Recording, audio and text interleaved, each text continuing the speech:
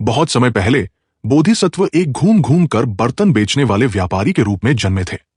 एक दिन वह और एक और व्यापारी एक ही शहर पहुंचे और आपस में तय किया कि शहर के आधे आधे हिस्से में वे अपना सामान बेचेंगे। लोभी व्यापारी सबसे पहले एक गरीब घर पहुंचा। वहां केवल एक दादी और उनकी छोटी पोती रहती थी, जो कभी अमीर व्यापारी परिवार से थी, लेकिन अब निर्धन हो गई थी। उनके पास पैसे नहीं थे, तो उन्होंने व्यापारी से कहा कि क्या वो उनके पुराने मैले गंदे खाने के कटोरे के बदले कोई छोटा सा बर्तन दे सकता है। व्यापारी ने कटोरा देखा और संदेह हुआ कि यह सोने का है।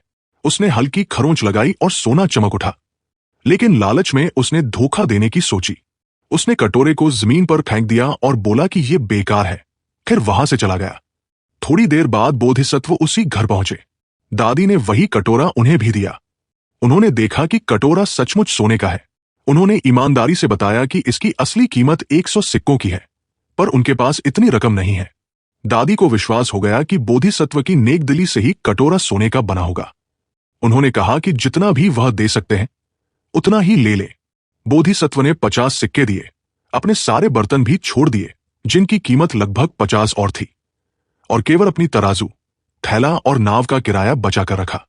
जब लोभी व्यापारी वापस लौटा तो उसे सच्चाई पता चली। गुस्से से पागल होकर उसने अपना सब सामान फेंक दिया और तराजू की छड़ी को हथियार बनाकर भागा। लेकिन तब तक बोधिसत्व नाव पर बैठकर नदी पार कर रहे थे।